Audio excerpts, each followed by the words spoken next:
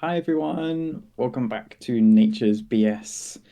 Hope you're having a wonderful week. We got Pookie in chat.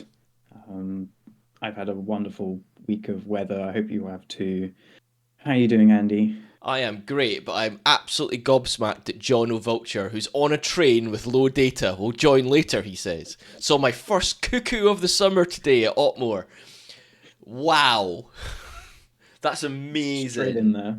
I've been following talking cuckoos. I've been following the BTO's posts on Twitter regarding cuckoos and where the ones that they're tracking are, and it's quite exciting to see which one's going to get to England first. So I'm like, ooh, come on, come Mm. on. But Yeah, I've yeah, seen some have already been reported in Scotland already, which is yeah. insane just how quick they are. I'm really hopeful, because I'm on a bird survey on Sunday. More on that shortly. Mhm. Because we had a cuckoo at Budbay last year, and I'm doing the Budbay survey, and I'm really hoping that I get to hear or see one there. Hi, Fware, thank you so much for joining us. Great to have you. And Pookie, got a cuckoo and nightingale close so soon. Yeah, you're right, Pookie. Yeah, it's so soon. I haven't heard of any nightingales yet, but yeah. I think one was heard singing in the east of England, I think, over the last few days. Ooh, that's cool.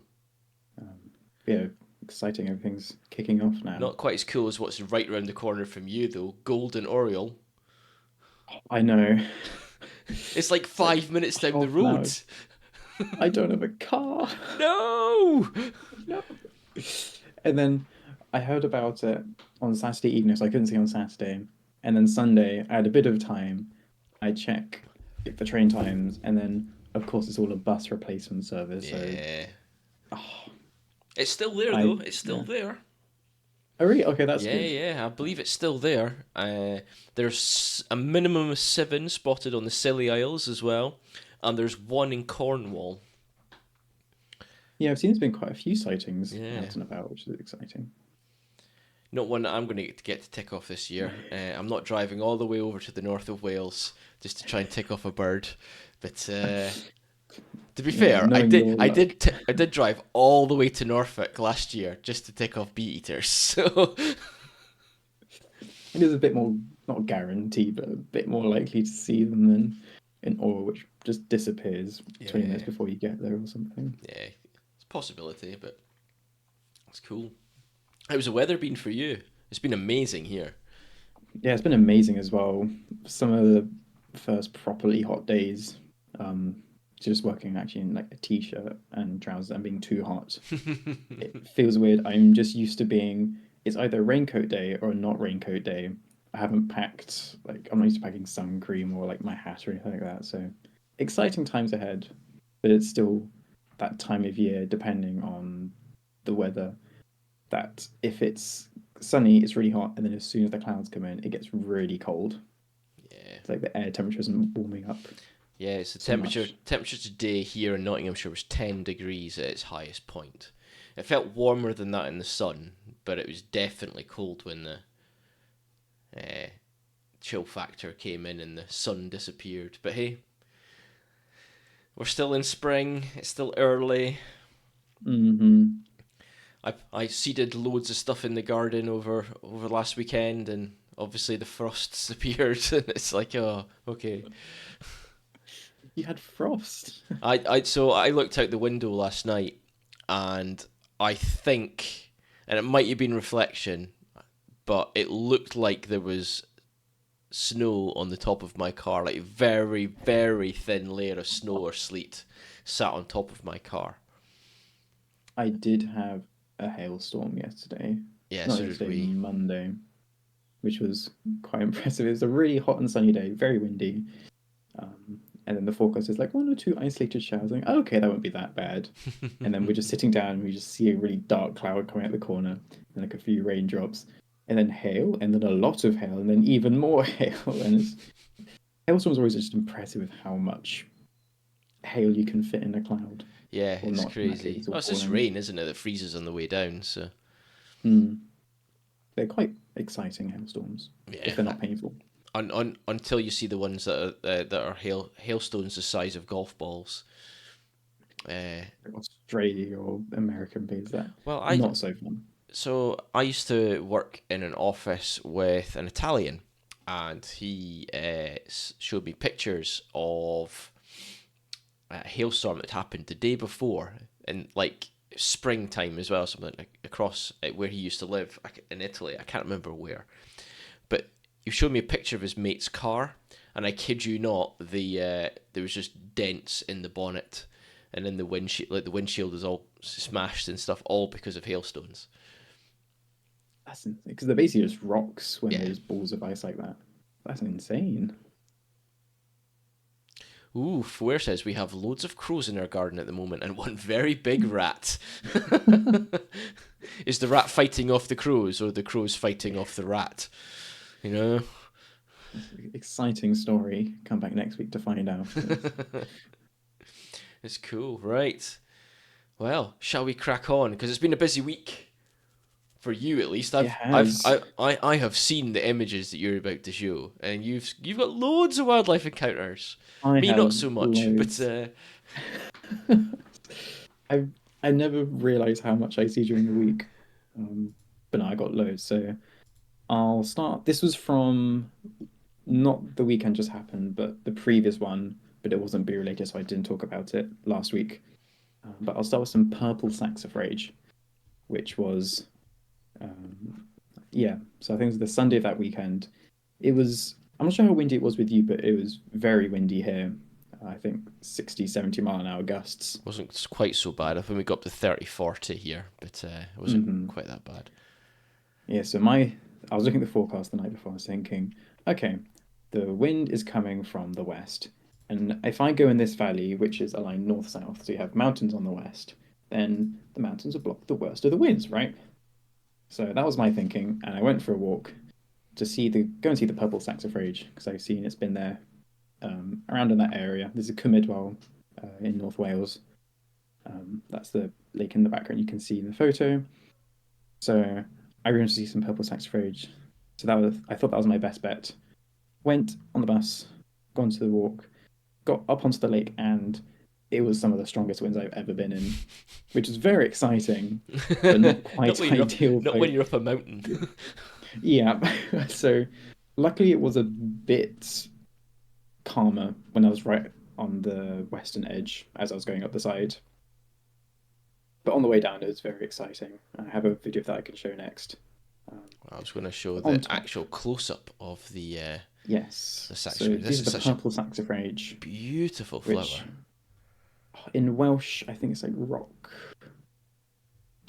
breaker or something like that. But it's a really beautiful flower, especially at this time of year when there aren't too many flowers out on the mountainsides and kind of uplands. It's just a lovely splash of color. So I was very happy to find it um, out in perfect flower. No kind of sad looking 3 week old flower petals falling off. It's a lovely day. Cool. Shall we see how windy it was? Yes. Okay, So here we go.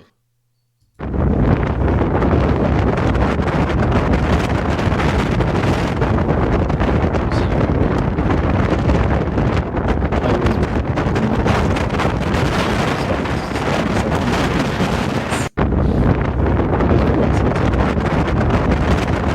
It's part of the problem is that because you're in a valley, it can go one of two ways. So if it's going across the valley, we were looking at sort of left to right, right to left, then it doesn't really get Mm-hmm. but if it's any way, shape, or form, get right angle up the valley, and it just needs a couple of degrees to then hit the spin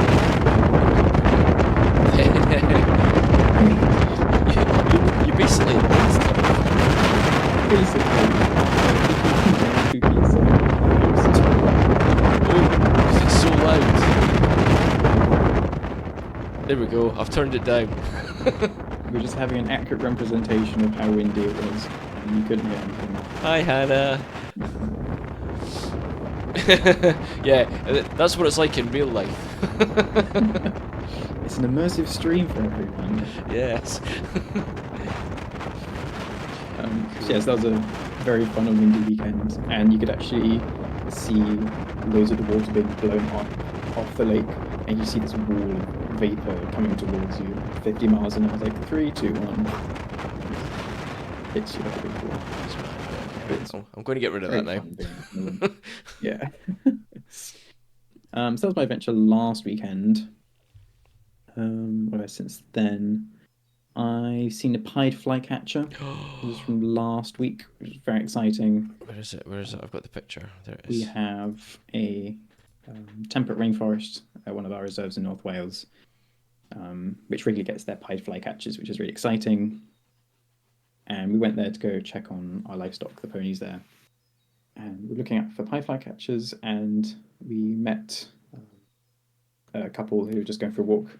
So, have you seen pied flycatchers? Oh, yeah, there's a few down this area down there catching some flies. So, perfect. So, we followed down there, waited a few minutes, and we saw these lovely two or three pairs of pied flies kind of going up the fence post onto branches and flying up, catching flies, and coming back down. They're really lovely to watch. That's Such cool. beautiful birds. It's the black and white for me that just makes them. They're Mm. just contrast in color. I think they're great. I've never seen one, so I'm not sure what their distribution's like across the uh, UK as a whole. we do get flycatchers here. I can't remember if it's pied or the other one. Spotted. Spotted. I can't remember if we get spotted or pied. We had one of them last year, a pair at Sherwood. So I'm kind of hoping, because I've put them onto my bucket list for this year, I'm hoping that they will be back, so I can try and tick that one off. But Mm. that'd be that'd be very cool. Whichever Yeah, one it we is, if it's saw. spotted or pied, it doesn't matter to me at the moment. I think both of them are stunning little things. They really are.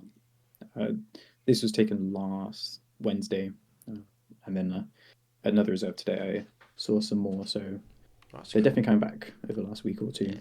So hopefully, get to see some soon. And don't worry, you'll all know about it. Because I'll be like, look what I've seen. um, Another thing on the same day was an egg. I found some eggs on the ground, and one of my colleagues at work we were talking about it and trying to work out which eggs they are. Like one of the volunteers we have there is monitoring the nest boxes, and like he knows those very well, all the nest boxes, and knows lots of about eggs and nests. And we think this one here is, we initially thought it was a blackbird egg, but it's actually a song thrush, we think. Ooh. So blackbirds are a bit more kind of like a less saturated blue and has kind of more brown smudges slash splotches instead of the more spots we have here. So we think this is a song thrush egg. We found a few on the ground, so probably been predated by woodpecker or something like that. They've either been predated or they've hatched and the parents have removed the egg casing from the nest and just dumped it. True. Hopefully, they Which is hatch. surprising because I'm not sure if song thrushes or blackbirds, whatever this is, will do this. But some of them actually eat the egg to get the protein back again. Some Oh, birds, which is quite that interesting. makes sense. Hmm. Oh, Hannah says I actually found one in the garden. That's even cooler. Hmm. It's amazing how tiny birds' eggs are. Yeah, I mean, you can kind of see there it's a bit less than the width of my thumb. It's really small.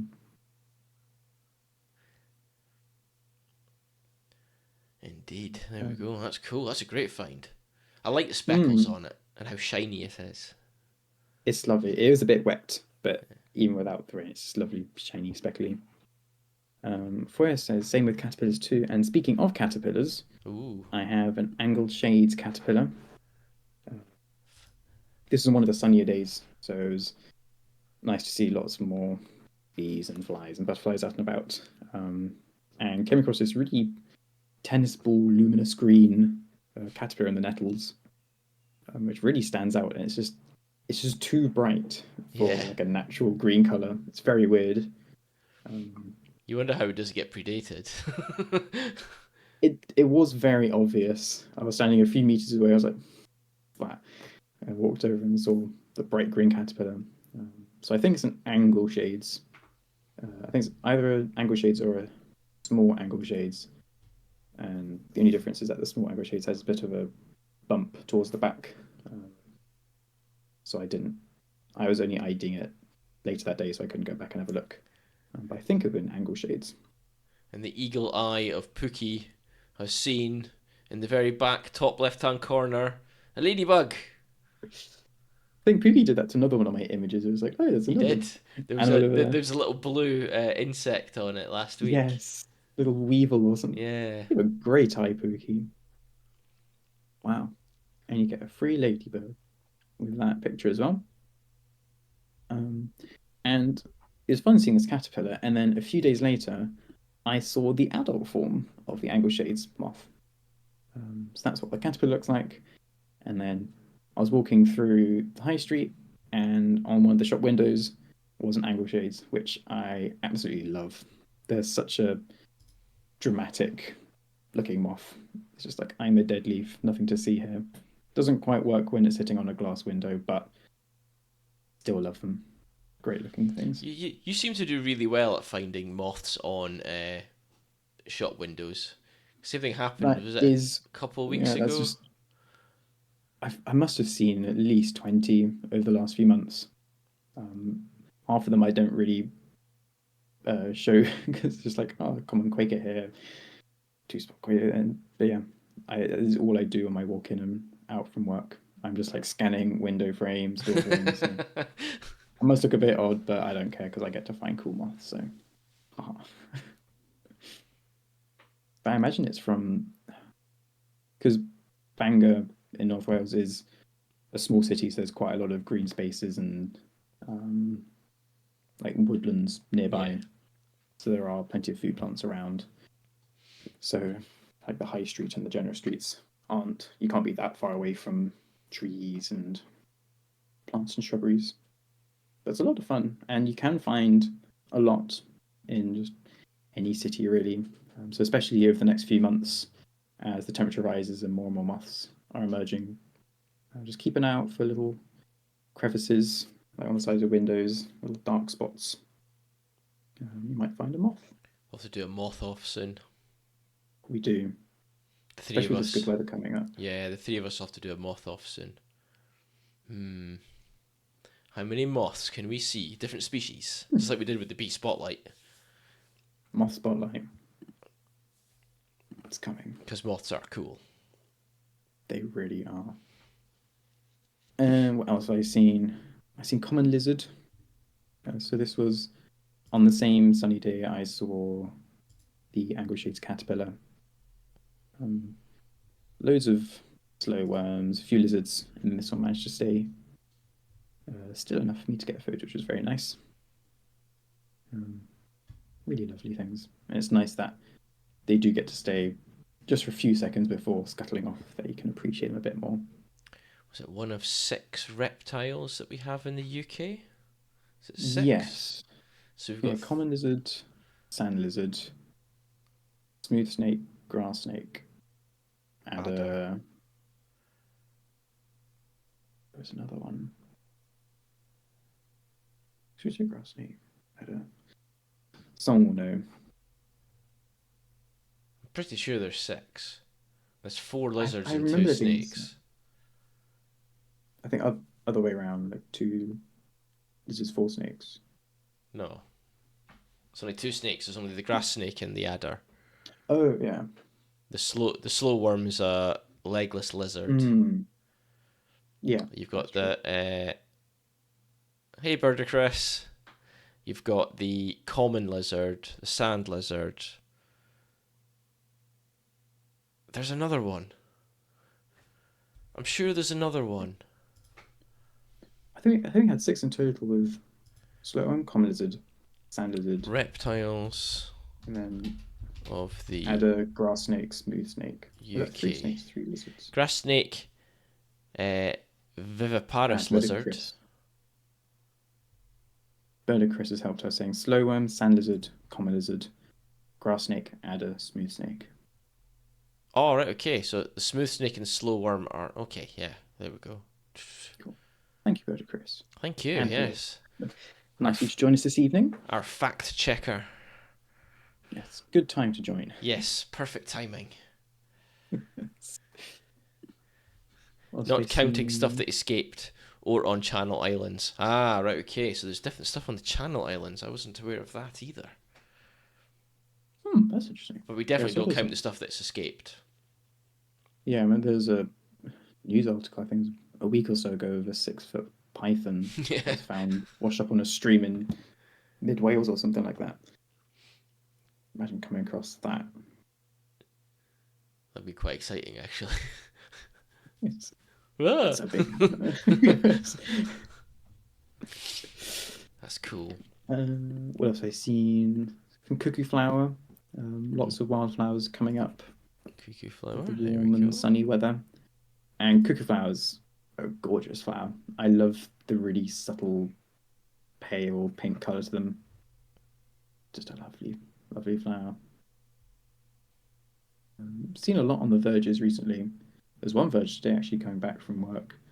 Loads of dandelions, loads of Mm. daisies, and I love how they really tool the cuckoo flower as well, so they stand out from the crowd. You've got some buttercups in the background there as well, I see. I think buttercups. Let The the yellow celandines ones. out. Lovely. Oh, Birdicus says wall lizard is native to Channel Islands, escaped populations in southern England. Hmm, interesting. That's very cool. That's good to know. So wall lizard's another one. I saw a Yeah. video of a common lizard at Sherwood last weekend. I didn't see the lizard myself, but I was shown a video. It was very cool. I just love their Hmm. colours, uh, Hmm. and the patterns on their back. I just think they're amazing. So Yeah, really beautiful animals. yeah, I've seen a cool fungus called bog beacon, um, which grows on decaying matter in water. So kind of like bogs, ponds, lakes. Uh, I was trying to look this up with researching, but I was trying to work out because it's in wet conditions like bogs and ponds. How does like the fungus determine that it is in water, like it's decaying in water? Would that be like a anaerobic decay because it's in water? I was thinking. I have no idea about the science or the terminology. Uh, I am very much one of these people who just sees something and appreciates it. Yeah. If anyone knows, I'd be very interested. I But yes, suppose this. I suppose it'd be the same as like how does a plant know when it's wet? You know what I mean? So Hmm. it's there's got to be a trigger. There's got to be something that happens.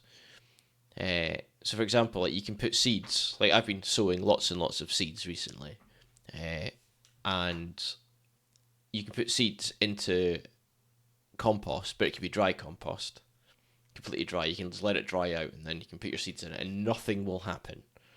The minute you Hmm. add water, those seeds start to sprout, and it's like, okay, so how does it know? What is it? Well, if you're doing reptiles, don't forget marine ones. We do get 6 species of sea turtle in the British waters, though only the leatherbacks is at all regular. Ooh, there you go. Hmm. There is a talking about turtles. There are there is a turtle sanctuary that saves turtles, and it's in north of Wales.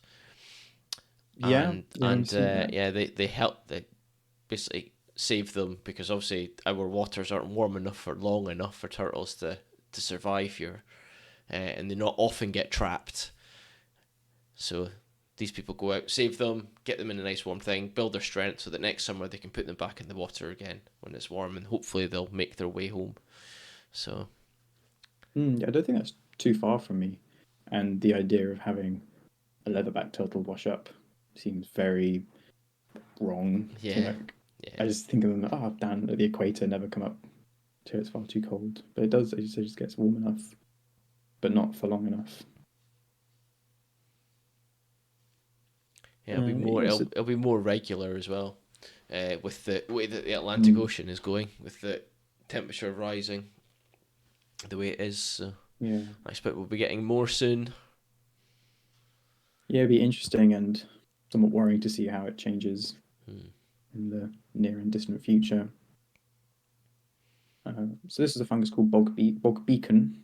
I think it's a very good name because it's just like matchstick or a little Yeah, candle that just pops up from the water in the bog.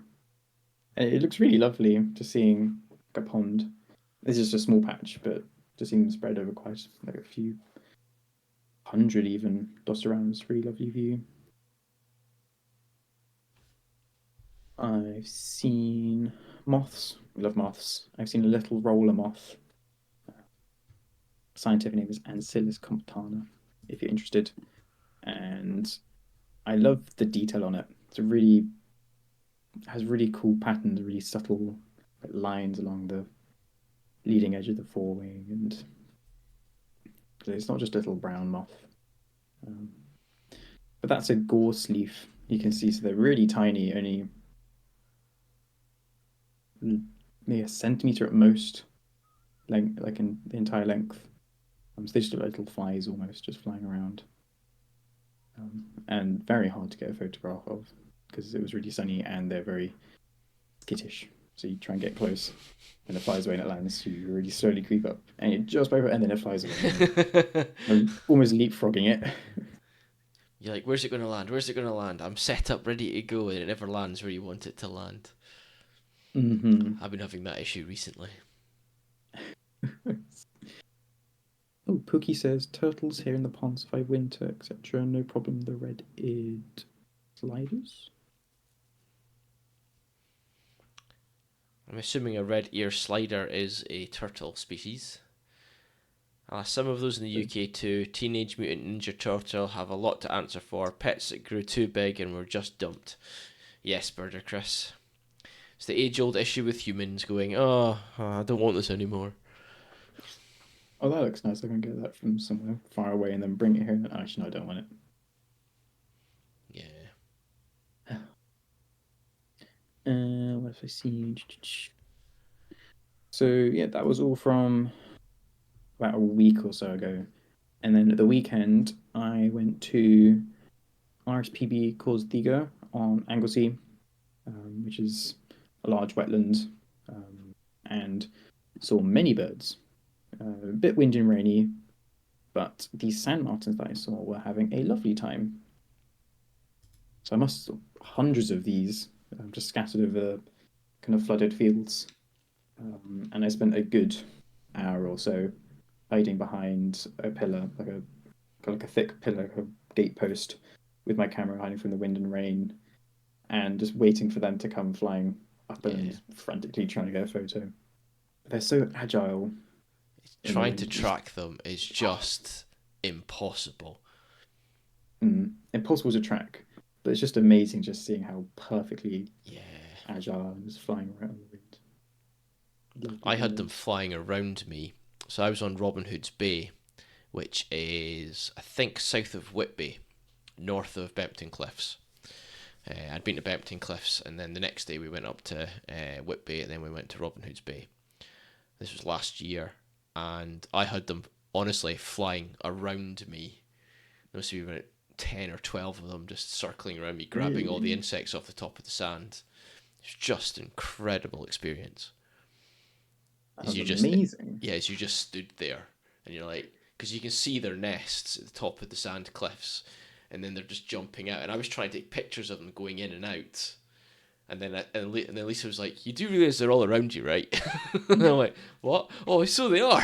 And I just stood there, watched them. It's Surrounded. immense. Yeah, it's just like fighter jet or something. They can Yeah, just turn. Dodges. I love a sand It's just martin. their reaction time, just dexterity is amazing. Even just really high winds, it's like, oh great, more wind. That's better for them. It's effortlessly. Also Ooh, some lapwings. Some Cool. lapwings. As Pookie has said, seen them this week as well. Also, barn Mm. swallows and common swifts. Missing the house martin. Wow. I've seen swallows, but no swifts or I house haven't seen any martins. swallows yet. I heard one. I saw one at the weekend when I was looking at the sand martins, but it was so windy I couldn't hear them. But today, I could hear a swallow, and I just love their like chattery, Mm. complete mix of sounds in their songs and calls. It's a really comforting, summery sound to hear. So I was very happy to hear those. But Chris says swifts are due here in 3 to 7 days. Oh, the swifts will be Sounds back. like a delivery of them. Yeah. Can they come to my house, please? That'd be very nice. I'm tempted Actually, to I do put get I'm some. tempted to Yeah, put a swift box up on outside of my house actually. Uh, you might as well see what you get. I need to put on like the call as well. So to attract them, you need to put like a box next to it that's doing the song Mm. to try and get them to come in to have a look. Uh, Mm. Something we need a lot more of is swift boxes, and to be fair, house martin nests and all that kind of stuff on put on the houses. Because when I was growing up, house martins were like you would see them building nests in the corners of windows uh, Mm. all the time, and I could literally look out of my bedroom window. The house across the street from us, they had a house martin nest, and it was filled every single year. But nowadays, like you just don't see that kind of thing anymore. You don't see house martin nests on in the Yeah. corners of windows anymore at all. So, for example, No, I've never it'd seen literally one. be up here in this corner here, like this, Hmm. and you'd look in, but like yeah, it's just unfortunately you don't see those things anymore because people want everything to be perfect and pristine No and cracks. yeah. Yeah. Mm. Well, please do mention your wildlife experiences of the week, Birder Chris. I have been paying attention to Frampton Marsh's socials, but it'd be great to hear if you've managed to see them all because, yeah, one of them is super special. At least one of them is super special. But we are looking at a lapwing, which you also get at Yes. Frampton Marshes. So Yeah. Yeah. So we saw a few lapwings. Some were displaying. Some had nests. Um, and this one was just wandering really close by, and you can kind of see it in the photo, but just the iridescence, like the shimmering on the yeah. wing, is really lovely. And the little like head tuft and beautiful. And I love the sound as well. Yeah, so the first one he's going to mention is the lesser yellow legs, which I tried to see when I was there a couple of weeks ago and I failed. Day 200 and something, rare American wader. Yep, I'm going to have to come back, Birder Chris, definitely. And you're going to have to take me out and show me where to look. Sounds like it's just Talking moved waders, one in. of last year's black-winged stilt chicks has returned. Ooh, Wow. Gonna that need a is bird and very Chris cool. section of this. No signs of the parents yet. Well, fingers crossed for them to come back. Mm. That'd be amazing. Yeah, I do love the iridescence on a lapwing. I also love the little crests and how Mm. they fly. A couple of weeks ago, I showed a picture of two of them flying together. I just love how they Mm. fly and they can just flip left, right so quickly. They're amazing. Mm. Yeah, I saw a few. I was like gulls and buzzards, and later on, bigger raptor, or bigger raptor, but a different raptor, and they're just straight up. And even though it's really windy, like 30, 40 mile gusts, they're able just to perfectly kind of pursue it and scare it off. It's amazing. So Pookie's also seen Blackwood Stilts this week, which is phenomenal. And Wow. then Burger Chris from the cafe, try the NGCI chocolate brownies. I will certainly try that. There has been three little gulls, including one in full colour and the black tern. Hey, Jono. The black tern is the one that Wow. really got me excited to maybe try and get back again. Maybe this weekend. Maybe. Maybe. I might come over on. Oh no, I can't. Can I come over Monday? I can't do Saturday and I can't do Sunday. So if I come over, it'll have to just be me this time. Oh. But yeah, the black turn. Oh, That would be That's amazing to that. see. The pictures I've seen of that on on the socials is just incredible. And little girls as well. We've got little girls coming through Nottinghamshire right now. So they like to stop off at Netherfield Lagoons, which is about 5 miles away from me. And each time I go down, Mhm. they're never there. And then I come back, and then I see social pictures of them. Oh, spotted at Netherfield Lagoons again. Oh, damn it. Out in the reserve, there's what looks like genuinely wild red-breasted goose mixed in with the Brent geese, which is a good sign. That is cool. Wow. Frampton's the I place just to be, people. Frampton is the place to be. yeah, amazing list of sightings. And rarest of the lot, hard to find, but it is out there, a Bonaparte's gull over from the US. Yeah, again, I saw this one too, and that is the one that I would definitely not see. I tried to see the green winged teal when I was there as well, and there's not a chance. Not a chance. But yeah, I agree with you, Jono. Frampton does rock. I was there the day after Jono as well. It's a shame we couldn't meet up on the same day. Then it could have been myself, Jono, and Birder Chris all in one Meet up. picture. That'd been very funky. Glad John has got back from the low data train. Yes. You've made it. Cool.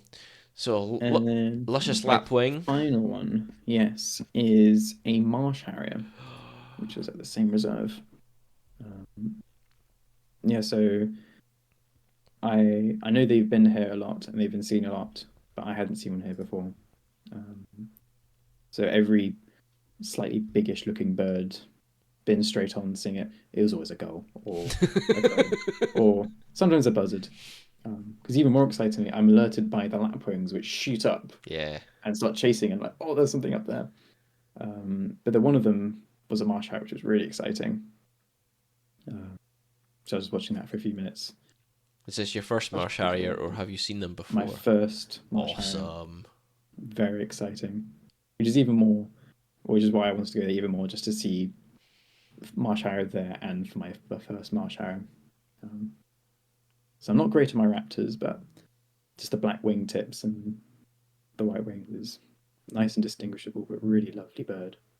Yeah, that is. I adore Marsh Harriers. I think I saw my first one 2 years ago now at Langford Lowfields, which is another RSPB reserve. And I was watching a kingfisher on a reed.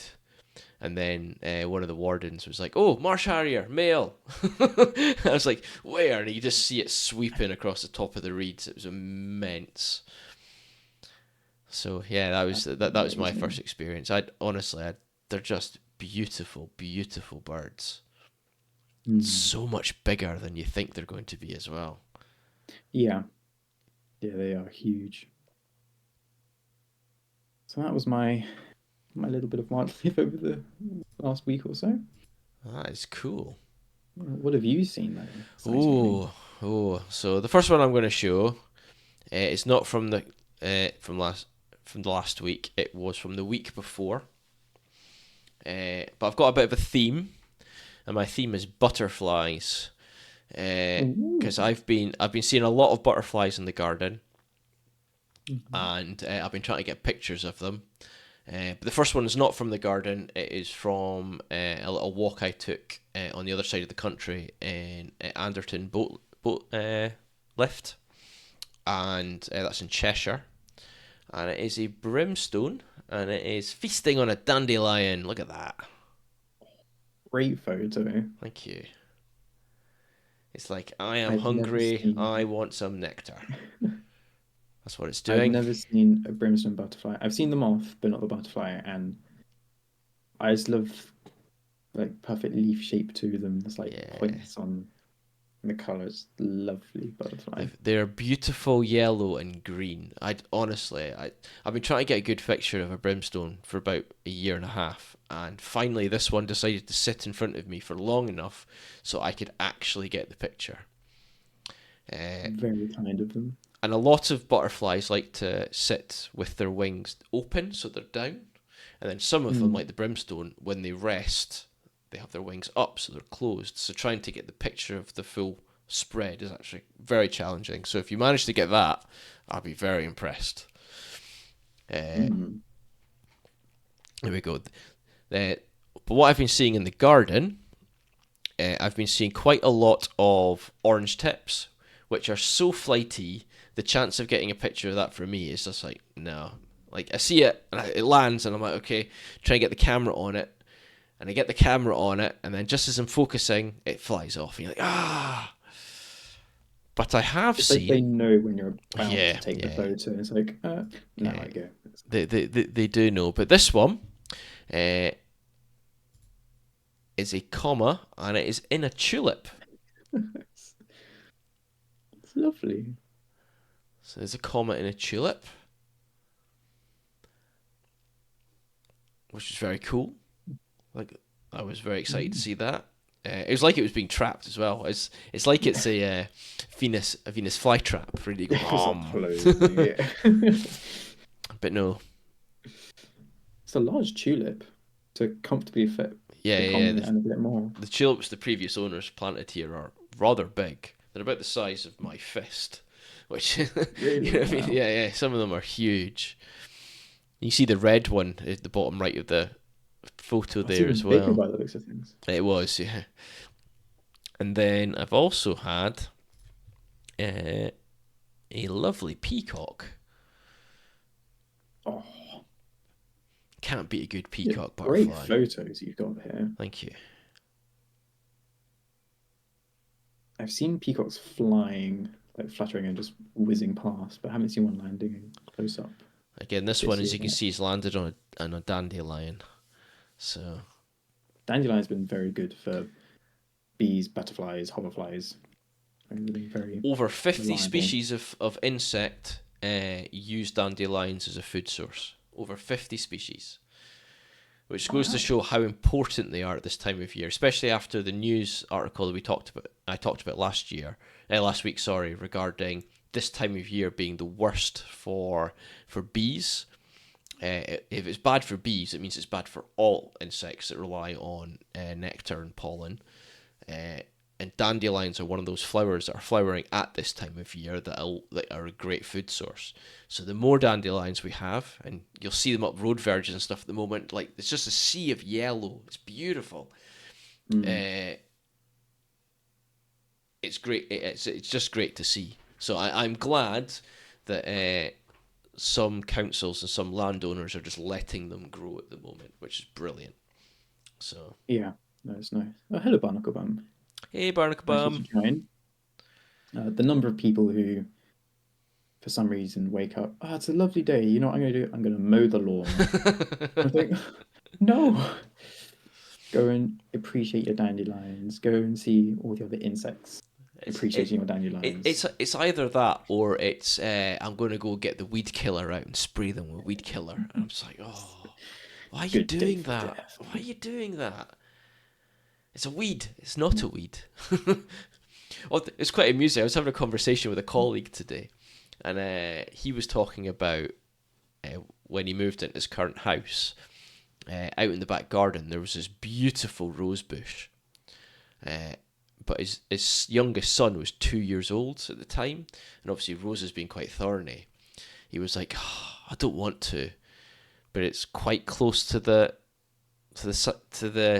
front of the bed, and I'm not going to put a fence around it or anything like that. I've got to get rid of it. So Oh, he had to dig it out, and his neighbour was like, what, why are you getting rid of that? Why are you getting that? It's such a beautiful plant. And he went, it is, yeah. Do you want it? I'll dig it out and I'll put it in your garden. No, no, no, I don't want it. Well, it's a oh, weed to me because I don't want it. And it's the fact that he's calling a rose a weed that really stuck in my head, because weeds are only plants that we don't want. That's all they are. And it could be any plant. It doesn't matter yeah, what it is. Anything could be a weed. It could be a tulip. You classify as a tulip as a weed. If you don't want that's tulips in your true. garden, you know what I mean. So it's Mm. Barnacle says weeds are just native plants on holiday. There That's we a good way go. of looking at it, Barnacle. I like that.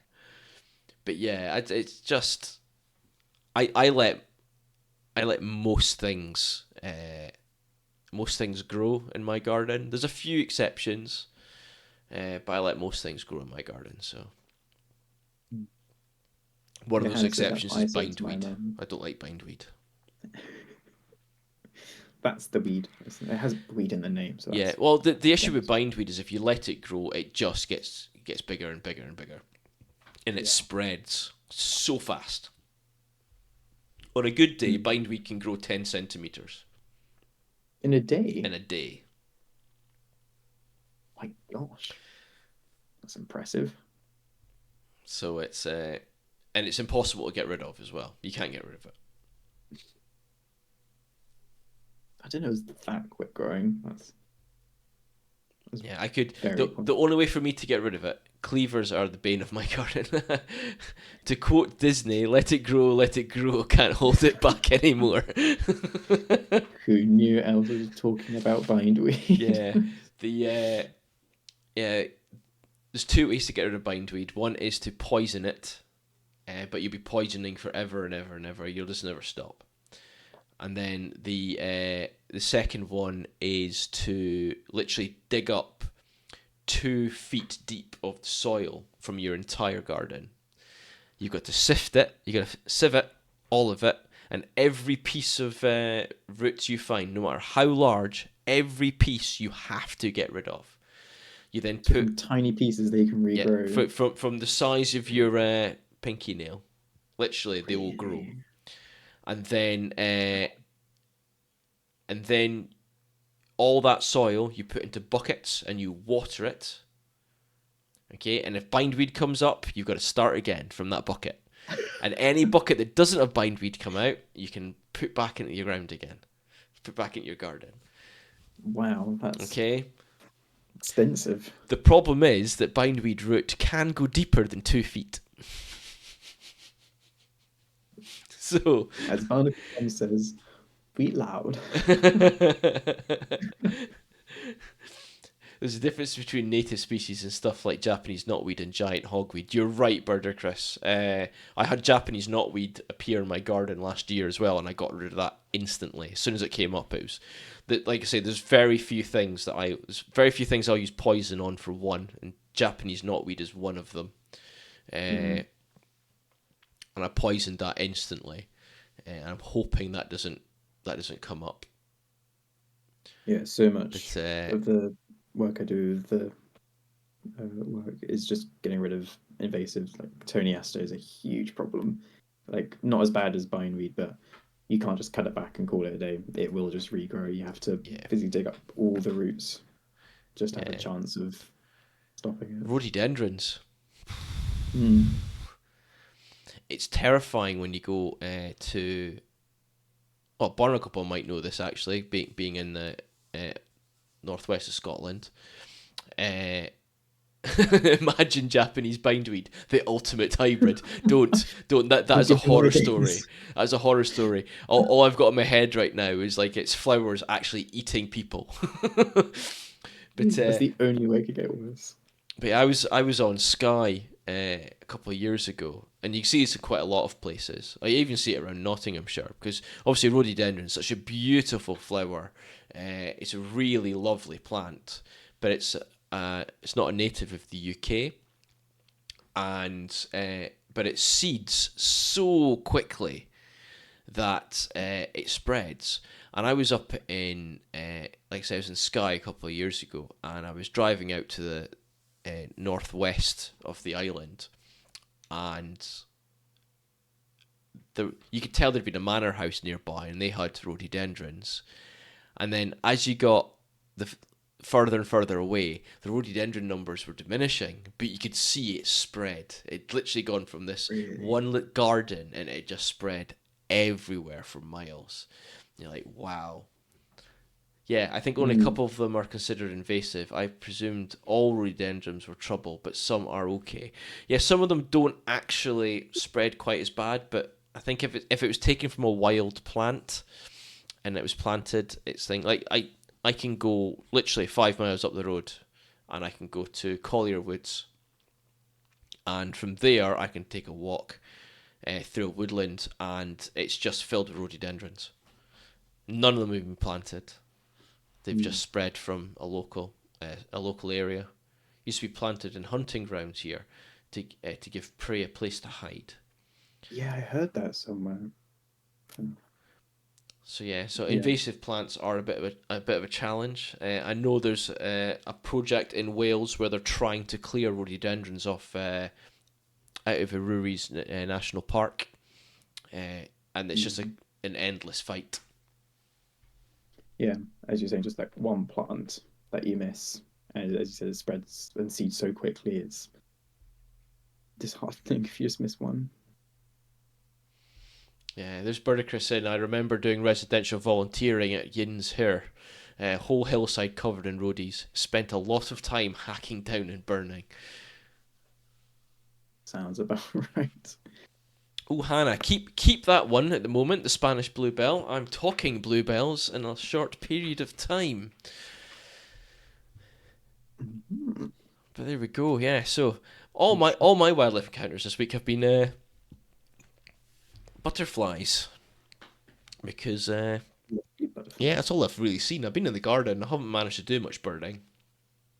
But Hmm. this Sunday, if I can get up, because it's my friend's birthday and another friend's leaving do on Saturday, and then I've got to be at Bud Bay for 6:30 in the morning.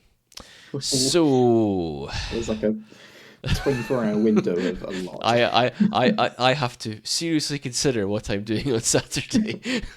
What are your priorities? Yeah, I want to see the woodlark. That's what I want to see.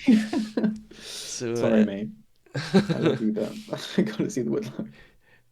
so I'll show up at my mate's leave and do have a drink or two, and then I'll be like, sorry, gotta go. I've got to get up at 5 o'clock. Yeah, I'm doing a black grouse survey Ooh, on Friday, and that involves getting up at 2:30. So it's gonna be a is it's that gonna be a great morning. I'm is really looking forward to it. is But that for the lek? Is that so you can see them like yeah, the mating thing? Yeah, not to. Oh yeah, like looking out for Lex. yeah. Yeah, just to be there before. Talking about that, so remember I had a bit of a rant last week at the start regarding birder etiquette, Yes. and I mentioned capercaillies and the fact that the Cairngorms National Park were doing a big push uh, to try and stop people from trying to see capercaillies. Well, Hmm. what I didn't realize is they've got loads and loads and loads of cameras up out there that they're Really? actually watching to try and make sure, and they're live. It's live cameras for them. So you just imagine a security guard watching this field of cameras all around them, uh, and they managed to catch two guys going out looking for the capercaillie. Really?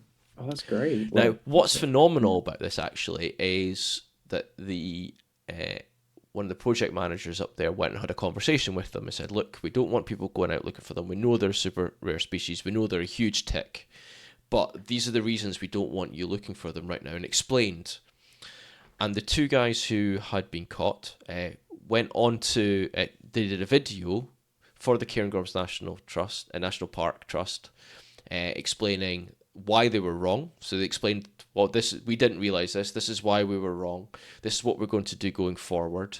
We suggest that everybody else does the same, which is phenomenal. I think that That's is a very really, really, positive really good. turn.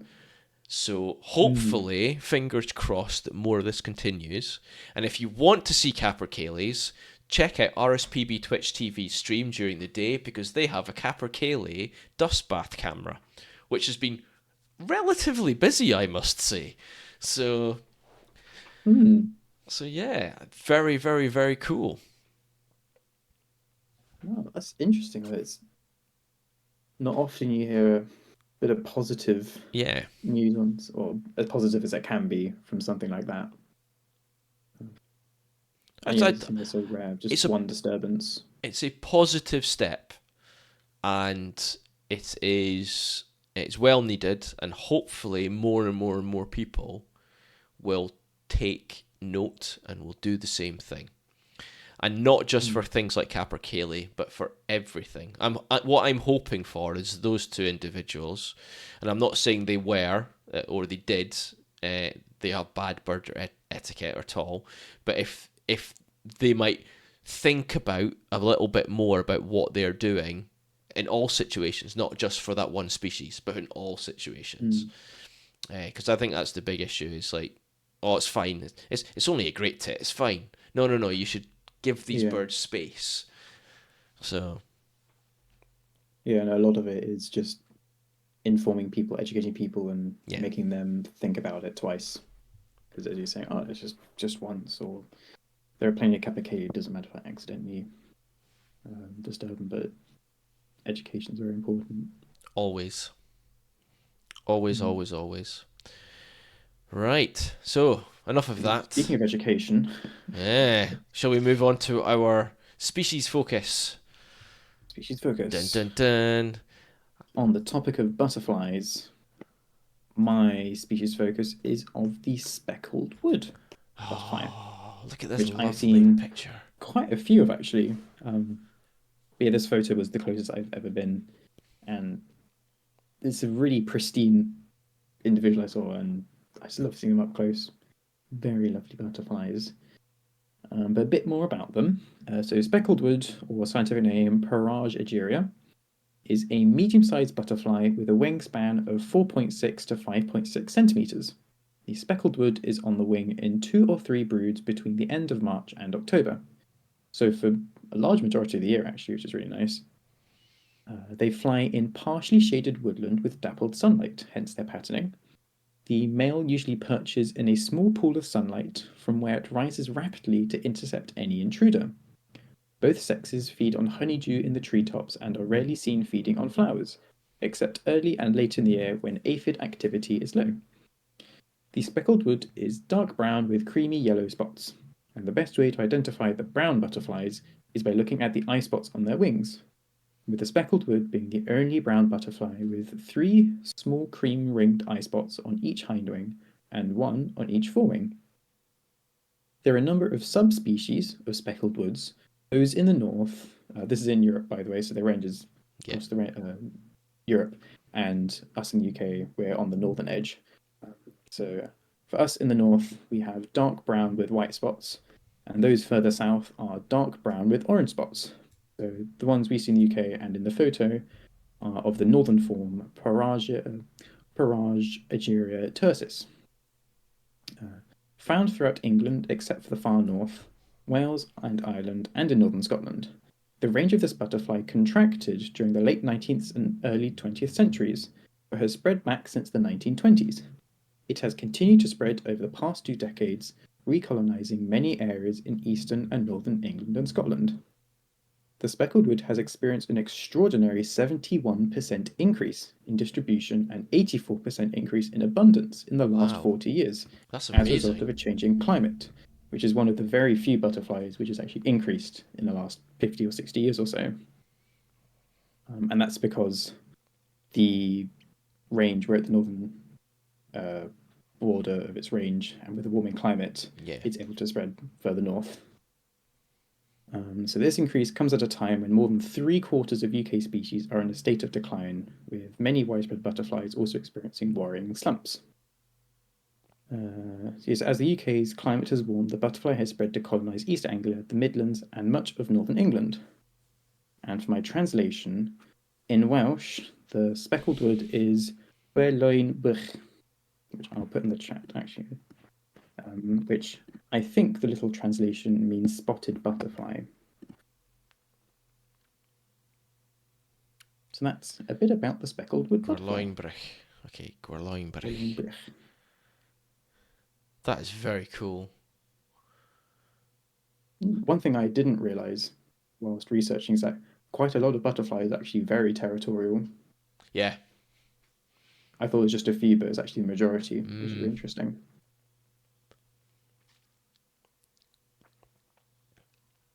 Yeah, that's very nice. I like. It's a great picture, by the way. Thank you. I do like a speckled wood. They're lovely.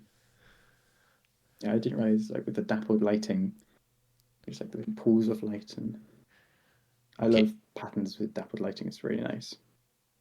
so Pookie's got it there. It's Bont Zandugi. Zandug? That's a great word. Bont Zandugi. Sanduki. Oh, douche. I have to admit, I haven't done a translation for my one, but there's a reason for that. I'm making a reason up now. Uh, Shouldn't have said that. I should have said that. No, I am. I am making up a reason now. This means I've got to do multiple languages for the one next week. That's all it means. Okay, cool. That's very cool. Yeah, absolutely love that. Thank you, Hannah. Barnacle. Ooh, in Scottish Gaelic, it's Dylan Brech na Cooley. Dylan Brech na Coolin. San Oogie. Sandai. Sandai. Ooh. Oh wow, Now I that's cool, Pookie. pronounced that very wrong. To be fair, Oh, like sand eye. yeah, to be fair, sorry, I got really itchy eye there. Because he said sand eye and it made me think Yeah, I've got sand sand in eye. my Yeah. eye. Uh, Psychology. you look, the colour of the yellow on the wings does kind of look like sand. It does, yeah. So I can see why sand eye is something there. That is very funky. Hmm. I just want to bring up something Birder Chris said regarding the birder etiquette stuff. He's made a post. He says, one of the first steps would be to change the terminology from I need to I want, and maybe even I'd like when referring to a species. I completely agree. Yes. The challenge we have there, Birder Chris, is marketing. And all marketing that's pushed towards you is you want, you want, you want, you want. Sorry, I rephrase that. It's you need, you need, you need. So it's not. It's about turning a want into a need. That's what marketing's there for. And that whole thing has moved into quite a lot of our society regarding everything, and how we as a country and how we as a nation actually act is more now of I need than I want or I'd like, which is such a shame. Mm. So Yeah, so colourful many. sand eye. Ooh, colourful sand eye. Yeah, just like going back on Bird Chris's point and your point, Yeah, with so many like birders and twitches and things, just treat birds and wildlife more as Pokemon Go than yeah, the natural world. And it's like, oh, I didn't see this bird. That's so annoying. That's really annoying of the bird. And it's like I just need to tick a box. I don't care about the bird stuff. I just want to see it so I can say I yeah, have for bragging rights and adding to an arbitrary list. It's yeah. really sad. It's about getting that tick. Which, don't be wrong, I talk about getting the tick occasionally as well. But for me, it's about like I don't go stepping off the path, and if I don't see it, then I don't see it. It's like Yeah, you still see it as an animal yeah, instead of as I've got to go back noise again. or something. You know what I mean? It's like if I don't get to see flycatchers this year, then and just like I didn't get to see a male hen harrier last year, the male hen harriers now come onto this year's bucket list. Therefore, if I don't get to see it this year, it'll go into next year's bucket list and so on and so forth until my bucket list is so long for a year that I'll never manage it. But that's the point, isn't it? It's about trying to experience these things for me. The wee bloodsuckers. Mm. I don't want the tick, the wee bloodsuckers. Box ticking is fine. Just don't be a pillock whilst doing it. You are right. Don't be a pillock. A pillock's a good word. I haven't heard that word for a while, Birder Chris. Pillock. Very British. I love He's such a pillock. it. That's very cool. We should have that like as a sign as you go into the reserve. Yeah, Just don't be don't a be a pillock. pillock. Yeah. Awesome. Right, shall we move on to mine? Yes. Excellent, excellent. Okay, so following on from Hannah's comment earlier, she's going on about Spanish bluebells. I want to talk about bluebells. Here we go. Here's a picture Really? of a nice field of bluebells. Oh, So every year in springtime, bluebells transform woodland floors across the country into a delicate sea of blue. I do love bluebells. I think they're brilliant. So I've got some fast facts for you regarding bluebells. Almost half the world's bluebells are found in the UK. They're relatively rare elsewhere. That I did not know. wow. Half. Okay. It is against the law in the UK to intentionally pick, uproot, or destroy bluebells. Wow. Bluebell colonies take a long time to establish, around 5 to 7 years from seed to flower. Bluebells can take years to recover after fruitfall damage. If a bluebell's leaves are crushed, they die back from lack of food because they can no longer photosynthesize.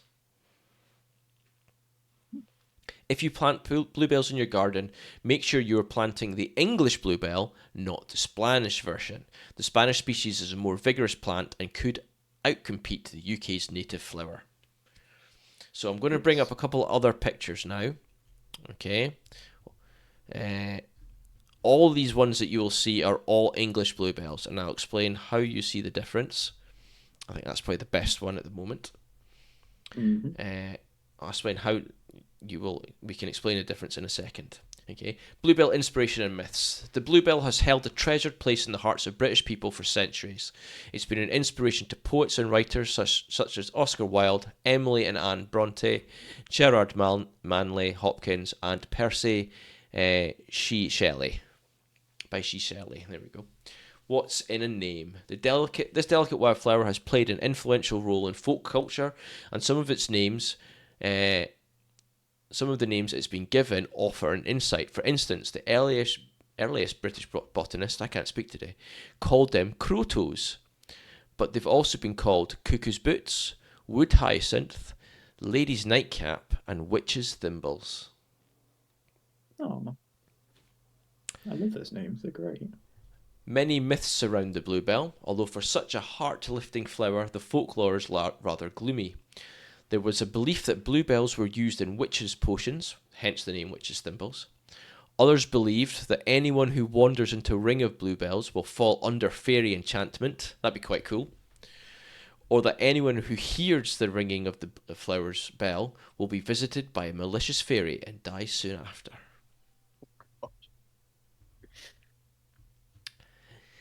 Are there any practical uses for bluebells? Ooh. We owe the British bluebell more than myth and sentiment, as it has also had practical uses throughout the ages. The bluebell's bulb contains mucilage and inulin, which was used as a glue for fixing feathers and arrows and for bookbinding.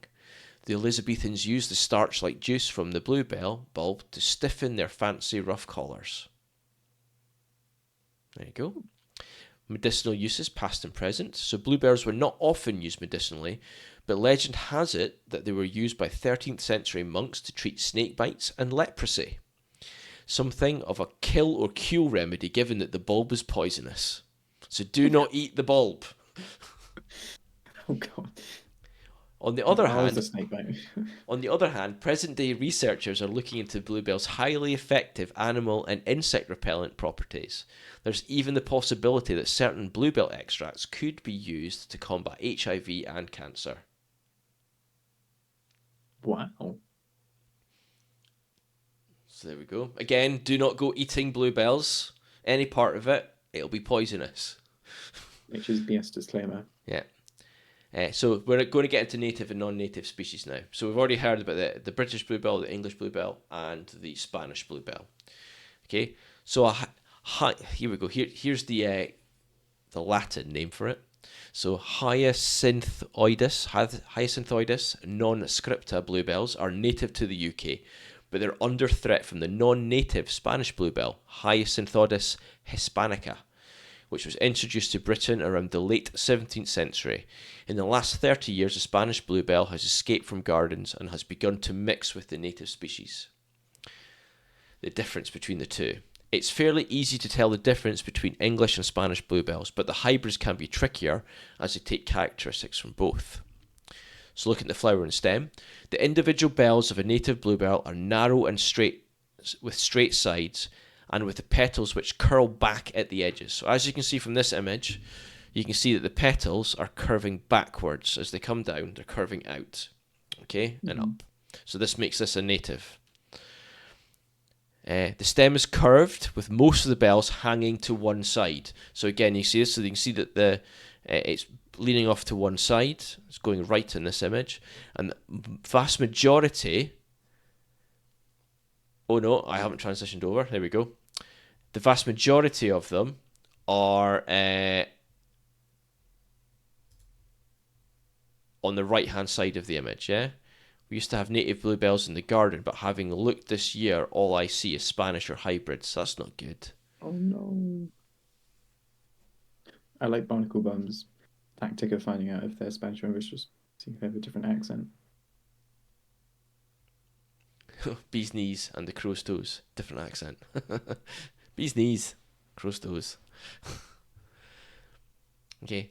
The bells of the Spanish bluebell are more cone-shaped, and their petals tend to flare rather than curl back. The stems are more upright, with bells hanging all around.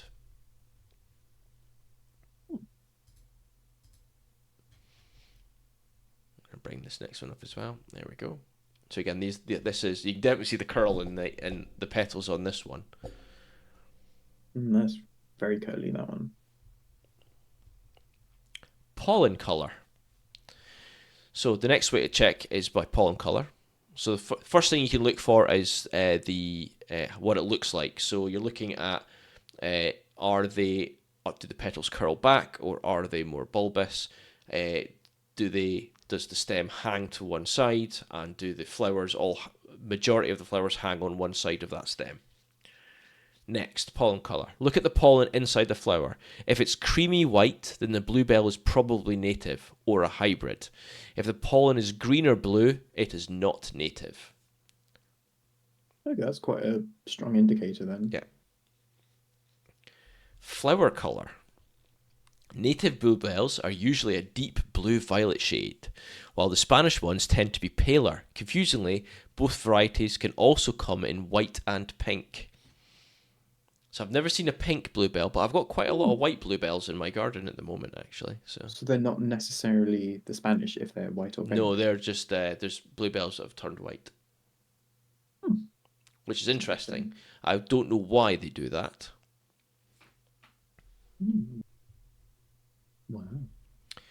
Scent. Native bluebells have a strong, sweet scent, which makes the wood smell amazing on a warm day. The Spanish variety has little to no scent.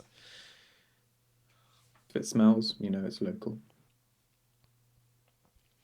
And then leaves. Native bluebells were relatively narrow leaves, around 1 to 1.5 centimetres wide. Spanish and hybrid bluebells tend to have much bigger leaves, around 3 centimetres wide. Wow. So there you go. So that's how to tell the difference between them. If it was me, Hannah, I think it's up to yourself. I would make this decision yourself. If it was me, though, I would be removing non-native, and I'd be going out and buying native to replace them. But you've got to make sure you get all those bulbs out, and there'll be a lot more bulbs down there than you think.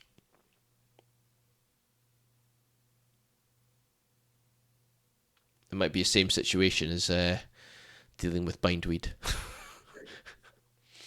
Sieve the soil. Sieve the soil. Put the water in if anything floats. Yes, Birdicus, you're right. Don't eat them. Do not eat them. Please, people, do not eat them. Send them back to Spain, says Barnacle Bob. And to be fair, I do find it a shame, because Spanish bluebells are quite pretty as well. It's just, we obviously don't want this another invasive species taking over. So what was wrong with our local bluebells? Why are people like, oh, gotta get the Spanish ones in? Well, again, it's the Victorian era and Edwardian era, isn't it? It's like they start taking things, they start going into gardening, and they start making decisions based on, oh, that's really pretty, and they bring it over, like rhododendrons. like azaleas, all these like the trees you were talking about a few weeks ago, where we now have more trees in the UK than they do in Canada and America. Yeah. But all these are invasive species, but they're brought over because people are like, oh, look how rich I am, look how powerful I am, I'm really important, I've got this super rare thing. You don't get this in the UK. But now that's become a problem. Mm. So it's about, okay, so what do we do now to try and manage this? Grey squirrels, another great example.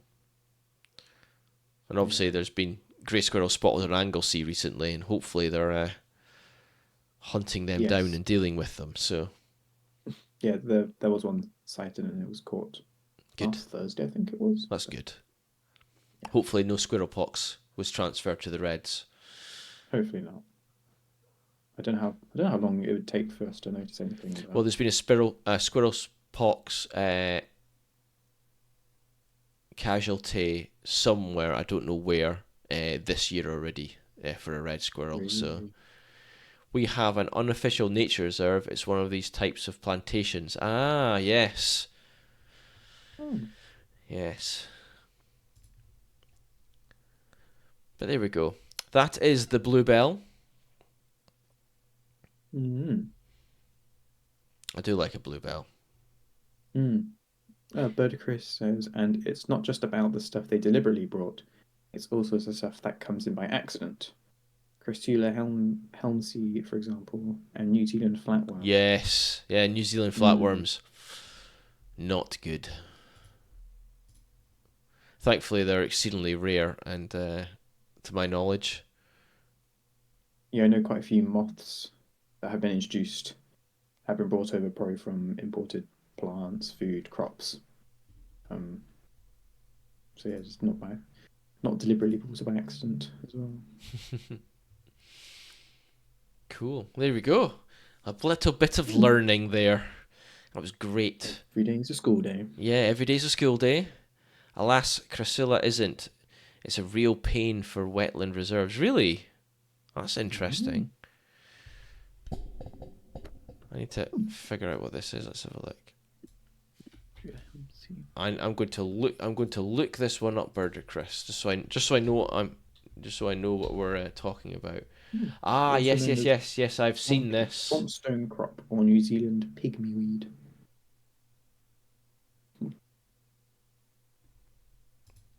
Barnacle Bum says we have non-native hedgehogs, sorry, not hedges, non-native hedgehogs brought in for pest control and have been affecting wader populations. Yeah, because they Yeah, eat I think I eggs, heard a don't story they? about that. They eat Mm. like literally they'll eat anything they come across. Well, hedgehogs, just about. Yeah, snapping the eggs of wee ground nesting friends. Now, that happened on Springwatch a couple of years ago, where they were had a camera on a bird's nest in a field, and I can't remember what bird it was, and a hedgehog came along and literally ate the chicks that were in the nest, Gosh, wow. which is which everyone thought was really exciting, but when you think about it, it becomes quite challenging. Again, because like Barnacle says, hedgehogs being cute and being an endangered species, the endangered mammal in the UK now. You know Mm. what do you do?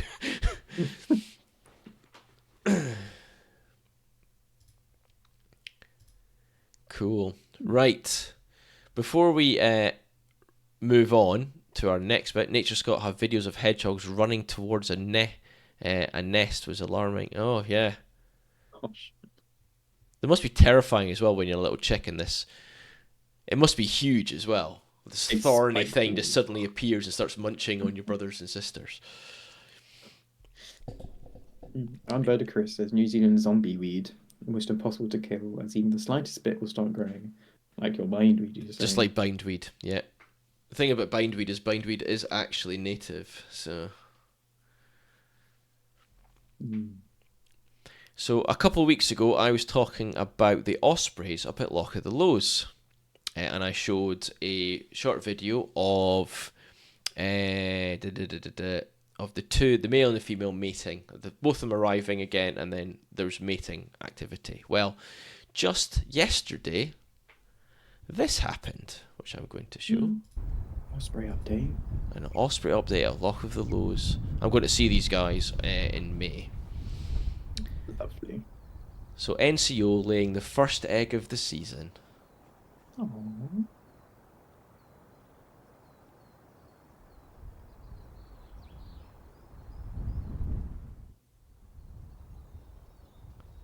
Just look at the eye. Just look at the eye. And there's the first egg. Yay. It's beautiful reddish brown and white speckle. It's gorgeous. It's amazing colour.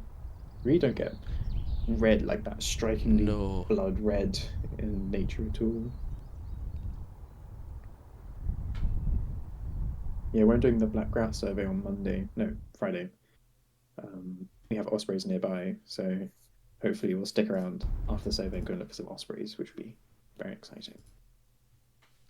So yeah, so that's how we're getting on in Loch of the Lows at the moment.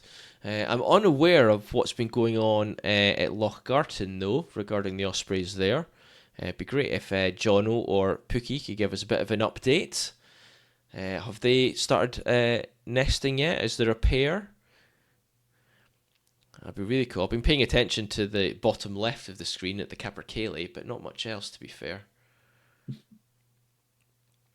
yeah, please do tell us, because that'd be amazing. Our ospreys in North Wales have returned, but I don't know if... I think one has returned, but I don't know if the pair's returned, like full pair, or if they started nesting or laying. I don't know about that yet. Oh, excellent. Pookie says there is a pair mating, no egg. Yes, they've been mating too. Amazing. That's great news. So fingers crossed for them as well. Ospreys have been one of the massive success stories over the last 50 years when it comes to raptors. Again, they were a raptor species that was basically extinct in the British Isles and has managed to make a massive comeback to the point where we had the first fledgling chicks in the south coast last year, which for about 300 years or something mad like that. So ridiculously long. Yeah, so amazing, absolutely amazing, and it's one of my favourite raptors. And like I say, I'll be going to Loch of the Lows in May next month. About 4 weeks away actually, and I will be doing. I'll hopefully get some video and stuff from there, so you can see it from. I'll try and take some video from the hides instead of seeing it from this angle. You'll see it from the hide. Be a bit further away, mind. My scope is not that good, but yeah, be great. Really looking forward to that. So exciting times. It is indeed. It is indeed. Anyway, shall we move on to our news section? Yes, news. Should I do my story? Yeah, you go first. So my story from BBC News with Kent ensures success of UK's biggest moth project. Ooh. Wow. I love moths. Love projects with people learning and appreciating moths. There's a BBC News article. Kent ensures success of UK's biggest moth project. The UK's biggest ever moth conservation project in Kent has been hailed a fantastic success by organisers. The butterfly conservation charity launched Kent's Magnificent Moths project in 2021 with support from the National Lottery Heritage Fund. More than 26,000 people have taken part in 345 events that included handling rare moths on the White Cliffs of Dover, sowing seeds for moth plants across the countryside, and making moth biscuits. Rebecca Levy, Kent's Magnificent Moths Conservation Officer at Butterfly Conservation, said, "We've been blown away by how people in Kent have made this project a fantastic success. East Kent is home to the greatest concentration of rare and threatened moth species in the UK. The 3-year project involved working with local community groups and schools. It even led to the discovery of a new breeding population of the rare and beautiful white-spotted sable moth. Ongoing work by local community groups and volunteers will continue to secure local populations of moths, butterflies, and other wildlife for years to come." Which is very exciting. community engagement, public public events, volunteers, everyone getting involved. Really love to see. It's very, very cool. That's 26,000 people. 26,000 people joining 345 events, which is a That's huge number. amazing. That's So great. all those people come to learn about moths, be educated, hopefully see some cool. Hello, Go and oh tell all look their at friends. birdie. Welcome to the channel. Welcome. Welcome to Nature's BS. Yeah, that's cool. That's like 26,000 at 345 events. Wow, that's loads of people at each event. That's just mad. That's over 100. Wait, no, Yeah. 340. I did that wrong. 75. What a Huge number. well-named channel. No one told me it existed. I posted it in the Discord for the RSPB Oh, Twitch TV and no. everything. Oh, look at birdie. I have updated the link, by the way, for for our Discord channel. Pookie very kindly pointed out that uh, it had basically run out. The invite code had run out after 3 weeks. Silly me. I've updated that so it now lasts forever. It will never die. So, Huzzah. haha. Someone needs to check it again though in 3 weeks' time just to make sure. Just in case. They noticed it was broke when I asked for it. Ah, there you go, look at birdie. That's good to know. Yeah, but everyone mutes all Discords. That's true. That's true. I do mute my Discord as well. Otherwise, it'd just be ping, ping, ping, ping, ping, ping, ping, ping, ping, ping, ping, ping, ping. Yeah, just like that. I just heard Just the ping, yeah. Now, welcome to the channel. Yeah, amazing to have you here. Thank you so much. Cool. That's great news. I'm excited to see how that progresses. 26,000 people. That's brilliant. Yeah, and that's just one part of the country doing something. So all of the different charities and organizations all putting just a bit of work in makes a really big difference. It's really exciting to see. Yeah, that's great. Cool. I've just had a message come through on Discord from Oh Look at Birdie saying sup. Here we go. Cool. Anyway, moving on. Let's yeah. So I've got 3 news stories. Well, two's news stories, and then the third one's results. So we're going to start off with the news stories, and we'll do the results later. So conservationists condemn France's protest over the UK's bottom trawling ban. So a month or so ago, a ban came into place in the UK where you're not allowed to do bottom trawling or sand eel fishing in certain areas around the coast of the UK.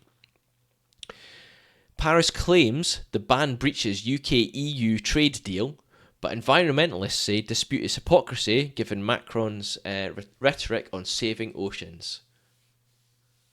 Well, that's cool, Olika Birdie. I think it's a great ban. The ban on sand eel fishing, which I'm just hoping it has the impact that it needs to have, which I'm sure it will. But we won't see it in the short term. We will 100% see it in the long term, though. Yeah. France has been accused of hypocrisy by conservationists over a fresh post-Brexit dispute with the UK over fishing rights. France launched an official protest after the UK's banned bottom trawling from parts of its territorial waters last month, with the aim of protecting vulnerable habitats. The ban of bottom trawling, a hugely damaging fishing technique that drags heavy nets along the seabed, covers British as well as EU vessels and applies to 13 marine protected areas covering 4,000 square kilometres. Wow. Well, look at French hypocrites? Never.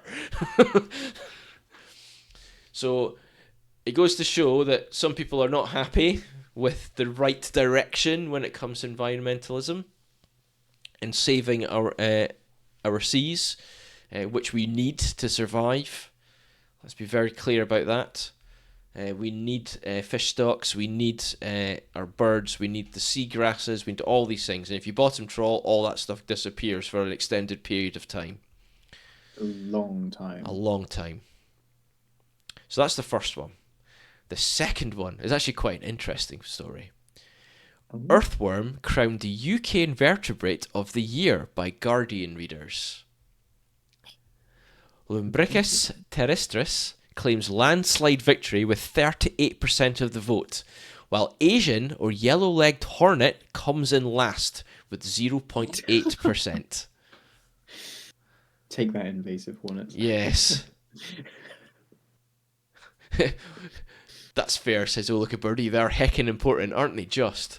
The common earthworm, the soil maker, food provider, and grand recycler is a landslide winner of an inaugural UK Invertebrate of the Year competition.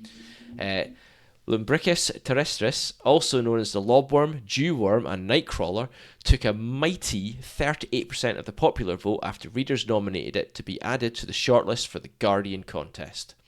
The rare and endangered shrill carder bee demonstrated the popular affection for bumblebees by coming second with 15% of the vote, while the romantic's choice, the glowworm, narrowly beat the unexpected popular distinguished jumping spider into bronze medal position with 9% of the vote.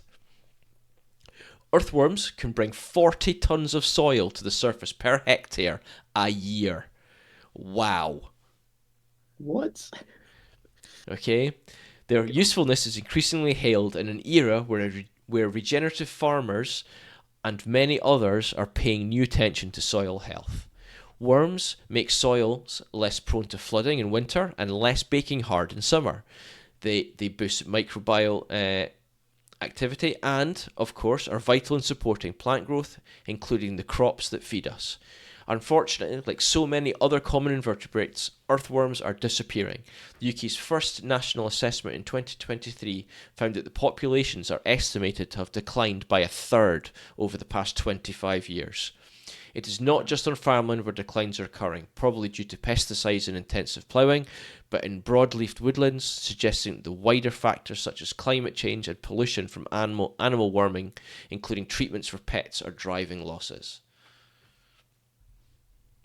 I didn't realize they declined by a third. It's mad, isn't it? That's a huge amount. Absolutely mad. But it's also to think that. So I don't have a dog or a cat. I know some of our viewers definitely do. But putting like a flea and like a flea coating on, that's the drops in the back of the net, and then like the deworming medicines and stuff that you give your pets can be having a negative impact on earthworms. It's just like it's eye opening. Like you just like I would never think that I'm There's having a like no negative impact because connection. of that. Yeah. It feels, yeah. That's the kind of journalism I like. Invertebrate contests. Oh, looky birdie, do you want to know who was pushing the Asian hornet? Because Is the it article does say really? it does. Is Yeah. there like a Because it's a lobbyist? famous person. It's like Piers Morgan or something. I don't know. No, it's somebody you wouldn't expect. Oh, maybe it's Uh, just not in like a malicious way. It's just to raise awareness or something. I think it's to raise awareness that this Oh, phew. insect is here. Lorraine Kelly says Barnacle Bun. Okay, so here we go. So it's not Lorraine Kelly. It's not Lorraine Kelly, Marikova. So bringing up the rear on the shortlist with just 0.8% of the vote was the Asian or yellow-legged hornet, an invasive species known for attacking honeybee colonies, which was nevertheless championed by Chris Packham, who made the case for tackling the biodiversity crisis rather than scapegoating one species, which humans are to blame for spreading. Yeah, I guess if humans were on the list, then we would have been at the bottom. Barnacle Bun says Christopher. I think he's a very well thought individual, is Chris Packham, and there will definitely be reasons behind it. And obviously, the reason that this species is here has got nothing to do with the species itself. It's got to do with human activity and us bringing it into the area, or because of climate change and stuff like that. So it's Not fair probably choice. something that we need to fight against, as in we do not want Asian hornets in the UK. We have them now, unfortunately, but to try and make sure that we're aware of these things and what can we do to tackle them and how can we live with them if that's what's going to happen going forward. So, but there we go. There we go. Yeah, Pookie is saying the Dutch Insect of the Year competition is over and the winner is European field cricket. And Ooh. I just want to know, why didn't I hear about all these invertebrate contests going on? These sound great fun. Yeah, we did. I definitely want to keep my eye out for next year's one. We should have one with the stream, our own mini invertebrate contest. Well, we've already had bees. We've had a bee spotlight. We got Yeah. 11 different species last week, which was amazing. Uh, the three of us, after last week's stream, we had a 20-minute chat, didn't we, about what could we do again, because we all really enjoyed it. So we're looking at doing another one in May, and it's going to be invertebrates again. We're just not sure what invertebrate it's going to be yet. So keep your eyes and ears peeled for an announcement regarding that as well. Probably at the start of May, folks, so that we can all go hunting for as many of something. Caterpillars, ooh, that's a good call, Barnacle Bum. I like that one. We do the Big Garden really Bird Watch, but what about the popularity vote for birds? Ooh. Oh, that's true. Yeah, I was thinking, what would be the most popular bird on the list? Probably like a robin. Everyone loves robins. I like that. Popularity vote for us. Maybe we could do it. Maybe we could do a We'll push do the for change. popularity vote for. Oh, look at Birdie says goldfinch. Gold. Okay. Well, what would yours be? What would you? What would your favourite bird be? Favorite bird. I think it's always changing. I don't have like an all-time favorite bird. I do. Like currently, it would probably be the pied flycatcher because I've seen them a few times last week and they're just really beautiful birds. But if I saw them at the weekend, it'd probably be the lapwing. I change a lot. What would yours be? So I suppose my all-time favourite bird, if I had to choose one, it'd be skylark. I just love a skylark. Yeah. I heard loads. I went for a walk over the weekend. It was Saturday, and I didn't get to see many birds, but I did see skylark and hear skylark. It was just brilliant because I was out on farmland, and they were just hovering around me and singing away. It was like, oh. Lovely, cool. Oh, azure tit is your fave worldwide. Oh, look at birdie. That's a good call. I like those emotes as well, by the way. Yeah, the titanoes. Yeah, that's very very nice. cool. David Lindo did one a few years back. Robin won. Okay, thank you, Birder Chris. Okay. That's good to know that one has been done and Robin won. I imagine that would be kind of the average person's favourite. Because like most people, like gardeners and the general public, would come across robins the most. Yeah, cool. Right, so going on to the next part, the final part of the stream. The Big Garden Birdwatch 2024 results have been announced, and we're going to have a look at them. This is quite exciting. I've had a little look over them. Fware likes bitterns or rockhopper penguins. Rockhopper penguins are very cool, I have to say. It's so tricky. I always love seeing gannets, but wheater for the garden, stone chat for resident garden, wren, though. Says Barnacle Bum. Yeah, it's so difficult. I've got to say, like, I've kind of got a favorite bird for each thing. So my favorite garden bird's a blackbird. My favorite raptor's a kestrel. And then favorite seabird. Oh, seabird's difficult. That's I couldn't difficult. say favorite seabird. I love all of them so much. I couldn't narrow it down. Oh. Oh no, this is a bad question to ask. Oh, you've got me stuck. The first thing that came to my head was razorbill.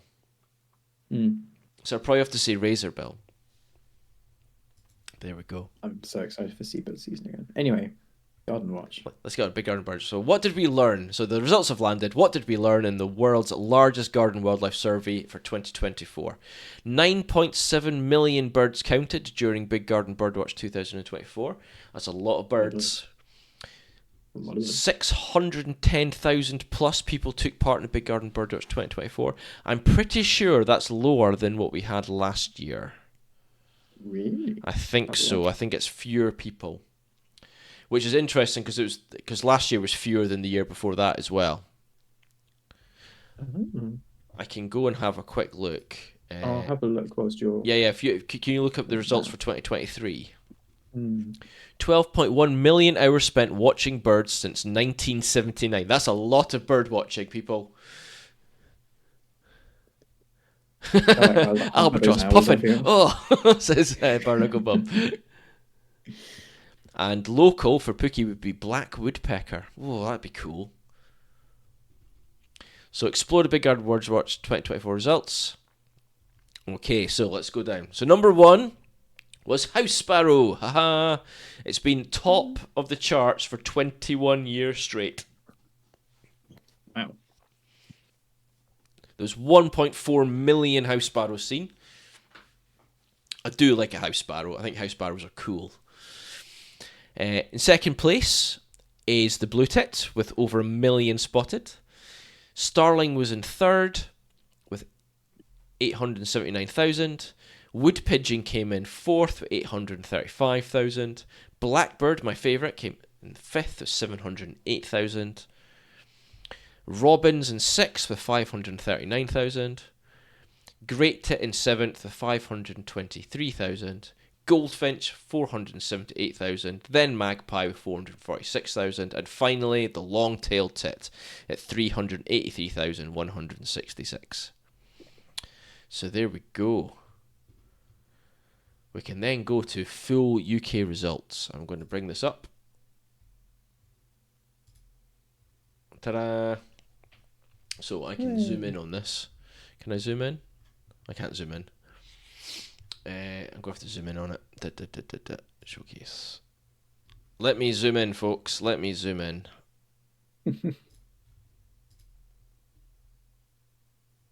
I'm struggling to find the number of participants from previous.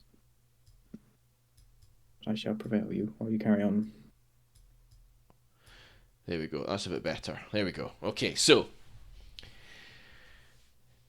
we've even got ranks compared to the previous year here. So these ones here on this side, this is 2024 on the left. We've then got 2023 and the percentage change across it. What it doesn't say is it doesn't say how many people took part in the differences between the two. So, but what we are seeing is we are seeing a percentage change in mean count drop for most of them, except for the wood pigeon that's gone up by 0.9%, almost 1.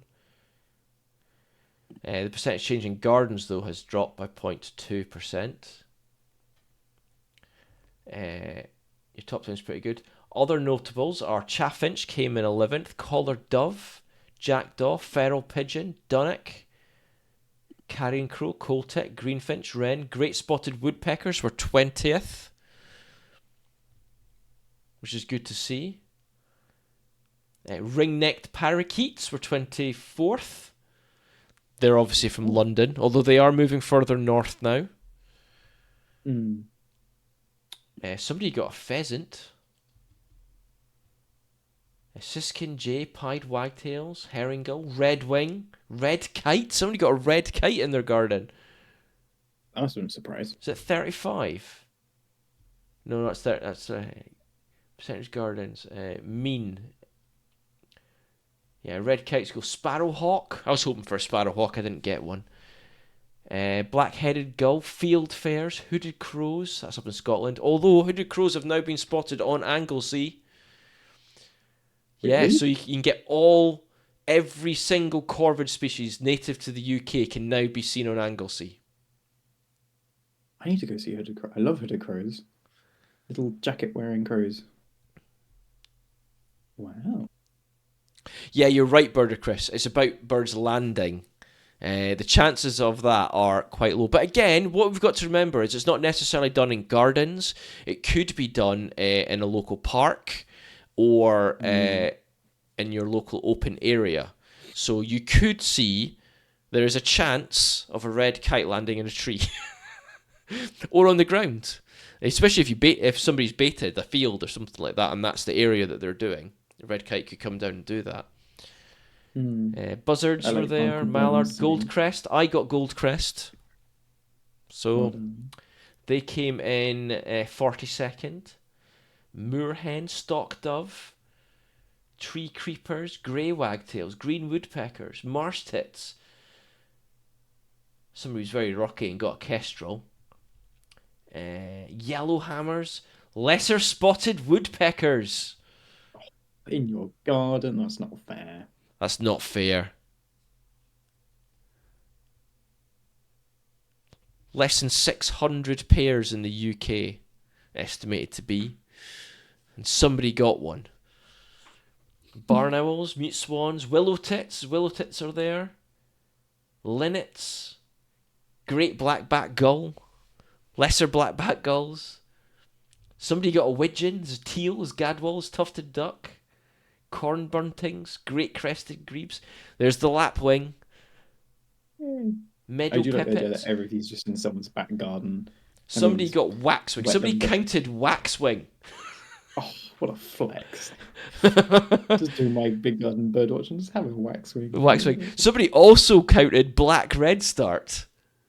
Oh my gosh. I want to go to their garden. This sounds brilliant. So I think that's amazing. What I also like about this, I know you can't see it because I've had to zoom in, but I can look at different parts of the country. So we can look at Wales. Where's Wales? Did I see Wales? No, I've got England, I've got Northern Ireland, and I've got Scotland. So let's do Scotland. Let's do Scotland. Okay, so here's Scotland. We're so excited that 43,412 nature lovers of Scotland took part, spotting an impressive 817,395 birds. So house sparrows stayed top. You then got starlings, then blue tits, then chaffinches, blackbirds. So that's interesting because chaffinch was 10th, and 11th, sorry, in the overall standings. Yeah, it's 4th in Scotland. Blackbirds is 5th. And it's actually come down as well. It's dropped from 3rd to 4th. And blue tit's gone up. Wood pigeon, great tit, robin, goldfinch, and then coal tit. So there you go. So that's the order for Scotland. Let's look at Northern Ireland. House sparrow, starling, blue tit, chaffinch. It's the same. Blackbird, goldfinch, great tit, robin, magpie, coal tit. Okay. And then He says red starts like industry areas, which is true. oh, there you go. Find a couple there. I'm hoping to see red starts on Sunday as well. Once I've finished the survey, I think I'm going to go into Sherwood and see if I can spot some red starts. I mean, lovely. I'm wanting to see some too. Oh, there we go. Wales top 10. I found Wales top 10. It is there. So, Hooded crows on there. oh, and it's in Welsh. So, house sparrows are first, which is Adirnan Yato. I didn't do Blue tits next, which is Tit Thomas Lass. Tits Tomos Lass. Then you got starling, which is Durdwen. Blackbirds are Aderwin Du. I apologise, any Welsh listeners and watchers. Yeah. I'm sure I am bastardising your language really badly. Great tit is Tit Moir. Robin is Robin Goch. Chaffinch is Jibink. Longtail tit came in at 8th. I'm not even going to try and pronounce that. Goldfinch is Nico. Nico for goldfinch. That's quite cool. That's a fun one. That's 9th. And then the wood pigeon is 10th, which has actually gone up. Wow. You said Aderin, or Aderin in Welsh is bird. So I think house sparrow, Aderinito, is, I think we see house bird. House bird, and then yeah. Aderindu is blackbird. Robin Goch. Goch is red. So there we go. And then we can finally look at the English top 10. Barnacle Bum says our word for starling is druid, but sounds like druch. Druch. I pronounce that correctly. Or druch. Druch. Druch is horrible rain. Like misty rain. Druch. Oh. Beautifully pronounced first time, says Barnacle. There Well you done. go. So house sparrow first, yep. Blue tit second. Wood pigeon third. It's gone up, replacing starling at third. Starling's dropped to fourth.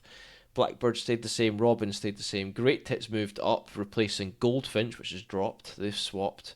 Then magpie, then long-tailed tit. So it's all very similar birds overall in each area. I think the biggest difference was Scotland. Yeah, I imagine they would have had the biggest difference. You got chaffinches and coal tits. Northern Ireland had coal tits and chaffinches as well. The Welsh, you still had chaffinches, but no coal tits. But you did come in with the long-tailed tit, and then England bring the long-tailed tit in as well. And then they have the magpie. So there you go. I couldn't find any results for how many people participated in previous years. So I can't confirm if it was higher or lower than last year. Big Garden Birdwatch 2023. I can find the bird results, just nothing with the participant results. So I'll have it written down somewhere. I remember writing it down. Let me have a look. Let me see if I can find it. I like Barnacle Bub's comment saying I saw a very soggy hooded crow on the shore yesterday. I think hooded crows. Well, the first time I saw a hooded crow, I was really surprised. I was like, "What on earth is that?" That looks like a carrion crow, but it's got. It's wearing a coat. It's wearing a coat. Yeah. Oh, little guy, says Barnacle. No, I'm a big fan of hooded crows. Very funny. But magpies always want to look out for on the mainland with Barnacle. Yeah, so 2022 was almost 700,000 people. 2023, okay, no, so it's gone up from last year. 2023 was 540,000 people.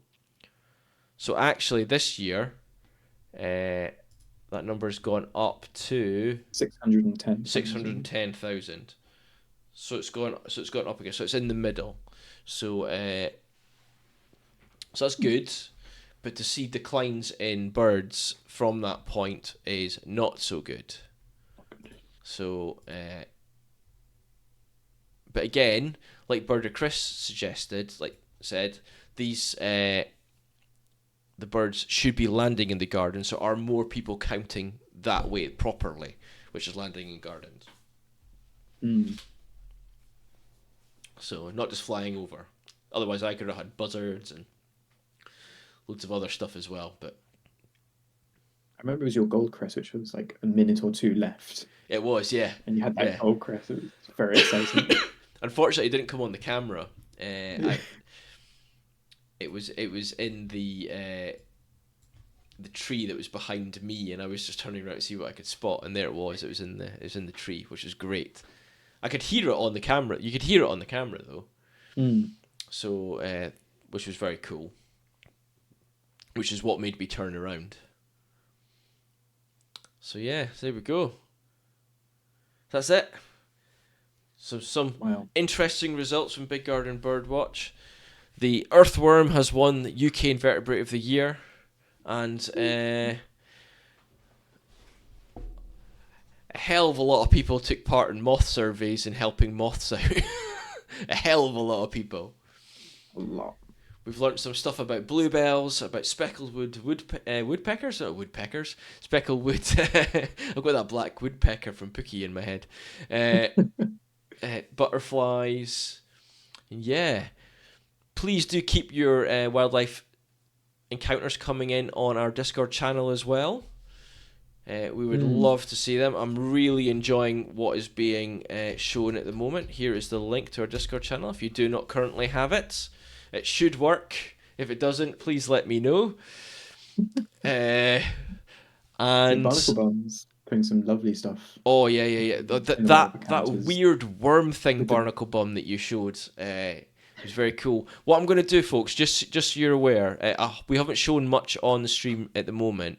What I want to do is I want to, at the end of each month, get a big video put together of everybody's of like the highlight pictures that myself, Nick, and Kat will pull out. Okay, and then I'm going to put a video together showing all these wonderful images, and we'll show them off in one of the streams next month. So please keep them coming. It'll just take me some time to pull all them out and make a video and stuff out of them, and try and remember who's photographed them and what species they are as well, which will be a thing. The highlight for me in the last week, though, are definitely Barnacle Bomb's fantastic worm thing that was really, really, really long. And then I'm very, very, very jealous of Pookie's Blue Throat, which was just beautiful, phenomenal. What a great find. And then also of you, Birder Chris, having all those amazing birds at Frampton Marshes right now. You might see me there this weekend or the next couple of days. I might just show up. Because it's a fantastic reserve. If you get a chance, folks, definitely go and pay it a visit. It's amazing. Although I did get absolutely dripping wet. But it was worth it. It was worth every second of it. Every second. I dried off in the car on the way home. That's the important bit. Cool. What have you got planned for the next week, Nick? Maybe some bird surveys. Trying to find some times to do that. Hopefully with better weather. Try and do a few of those. Got the black grouse survey on Friday, so that'd be exciting. Just see what pops up. I'm always surprised how much wildlife I've seen in the previous week when I go to upload all my wildlife encounters. So who knows what I'll see, but I'm very excited to look. I'm looking forward to hearing about that black grouse survey next week. That sounds really exciting, actually. Very exciting. Yeah, I've got a survey on Sunday. I've got to be up at Budbay at 6:30, and that will be a territory survey for woodlark, stonechat, green woodpeckers, and anything else of interest. Hopefully, I might see a woodcock again, which would be very cool. And then there might be some other stuff. And then, yeah, that's it really. The rest of my weekend is basically going to be... I'm off for 5 days now.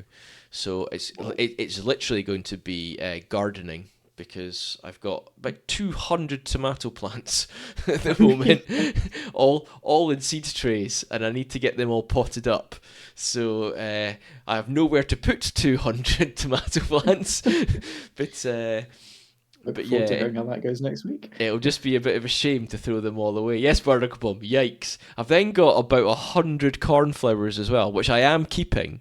They're all going to go into my wildflower meadow that I'm currently creating. I've been trying to build a wildflower meadow up over a couple of years. So I'm going to be transplanting. I'm putting them in pots to begin with, the small plugs. And then I'm going to transfer them into, once they're a little bit bigger, and they're not going to get gobbled up by the pigeons, I'm going to put them into my little cornflower section. Cornflowers are lovely, you're right. I've also got a bunch of red clover growing at the moment as well, which are going to go into my lawn. So my lawn is just grass at the moment, and I want to get some flowers in there, and I love red clover, so I'm going to move that into my lawn. And then I've also got marigolds, which are going to go in amongst the vegetables and fruit and stuff in my growing area, because marigolds are quite good to help against pests. And then I've been trying to grow. What was the other one? I can't remember the name of the other. I've been trying to grow. Verbena. I've been trying to grow verbena for the last 2 years, and I just cannot get verbena to grow. So none of that's worked. But hey. Third time's the charm. Third time, maybe next year. I could try again this year as well, but I don't have any seeds left. A cat should keep the pigeons and doves in check. Yes, you're right.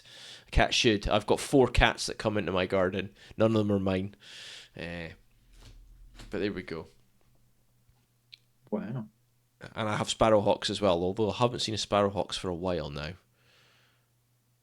Yeah, Barnacle, you're right. It's not Oh, a good God. sign from the cats. Cool. Right, so I think we're gonna have to head off now, folks. It's been fantastic you having us here. We've hit the 2 hour mark again, which is great. Thank you for joining us.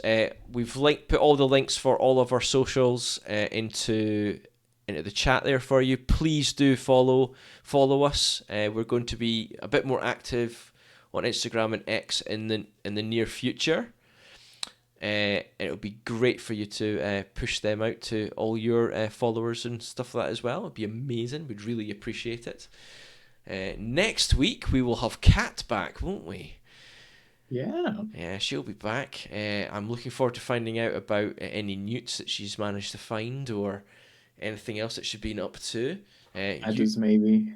Yeah, your black grouse survey. My hopefully I'll get to see some woodlark and some stone chat and stuff, which would be great. Maybe even some redstart. You never know. Redstart would be a good spot, I think. And yeah, there we go. Be cool. What a week. What a week to be in. What a week we've just had. Let's hope the weather stays good. Yes.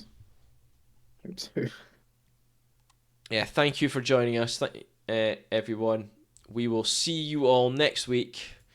Any final words of wisdom from you, Nick? Hope everyone has a wonderful week and sees lots of wildlife. Yes. Enjoy it. Take your time. Open your ears, open your eyes, folks, and please post any of your fantastic encounters onto our Discord channel. We will see you all next week. Bye, everyone. Bye.